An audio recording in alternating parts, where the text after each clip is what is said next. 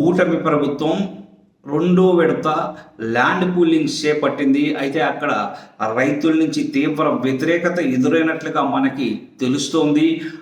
ఇవాళ మనం చూసుకున్నట్టయితే ల్యాండ్ పూలింగ్ కార్యాలయాన్ని మంత్రి నారాయణ, తాడికొండ ఎమ్మెల్యే తెనాలి శ్రావణ్ కుమార్, ఇంకొంతమంది నేతలు ప్రారంభించారు.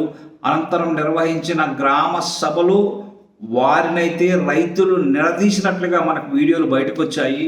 2014లో 50,000 మంది రైతుల నుంచి 33,000 ఎకరాలు తీసుకున్నారు.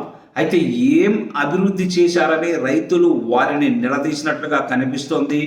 ఇప్పుడు తీసుకుంటున్న భూమిని ఎప్పుడు అభివృద్ధి చేస్తారని కూడా వారు నిలదీసినట్లుగా కనిపిస్తోంది. 3 ఏళ్లలో అభివృద్ధి చేస్తామని ఎమ్మెల్యే శ్రావణ్ కుమార్ రైతులకి సమాధానం అయితే ఇచ్చారు.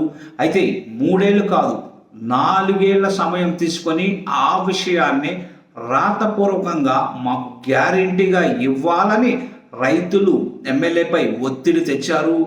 ఒకవేళ 3 ఏళ్లలో అభివృద్ధి చేయకపోతే ఎకరాకు 5 లక్షల చొప్పున నష్టపరిహారం ఇవ్వాలని రైతులు డిమాండ్ చేశారు. ఒకవేళ ప్రభుత్వం మారితే తమ పరిస్థితి ఏంటనే ప్రశ్న కూడా సమాధానం చెప్పాలని రైతులు అడగగా అక్కడ ఎమ్మెల్యే నుంచి కానీ మంత్రి నుంచి కానీ సమాధానం వచ్చినట్లుగా కనపడటం లేదు. అయితే రాతపూర్వకంగా కట్టుబడి ఉండడానికి మంత్రి నారాయణ, ఎమ్మెల్యే శ్రావణ్ కుమార్ ససేమిరా అన్నట్లుగా తెలుస్తోంది. 3 ఏళ్లలోనే అభివృద్ధి చేస్తామని ధీమాగా చెబుతున్నప్పుడు రాసి ఇవ్వడానికి అభ్యంతరం ఏంటని రైతులు గట్టిగా నిలదీయడంతో అక్కడ గందరగోళ పరిస్థితులు నెలకొన్నట్లుగా తెలుస్తుంది. అమరావతి, తుళ్ళూరు మండలాల్లో 7 గ్రామాల్లో మొత్తం 16,666 ఎకరాలను ల్యాండ్ పూలింగ్లో తీసుకోవడానికి కూటమి సర్కారు ఇవాళ శ్రీకారం చుట్టింది. ఇందులో భాగంగా తుళ్ళూరు మండలం వడ్డమానులో ఉదయం 10 గంటలకు రైతుల నుంచి అంగీకార పత్రాలు స్వీకరించడానికి మంత్రి నారాయణ, ఎమ్మెల్యే శ్రావణ్ కుమార్ అయితే వెళ్ళారు.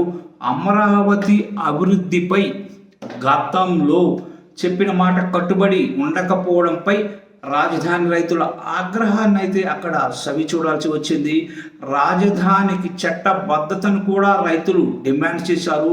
కేంద్ర ప్రభుత్వం చట్టబద్ధత కల్పిస్తుందని మంత్రి, ఎమ్మెల్యే అయితే చెప్పుకొచ్చారు అక్కడ. అయితే అభివృద్ధి విషయంలో మాత్రం రైతుల నిలదీతకు మంత్రి నుంచి కానీ ఎమ్మెల్యే నుంచి కానీ సమాధానం అయితే పర్ఫెక్ట్గా వచ్చినట్లు కనపడడం లేదు.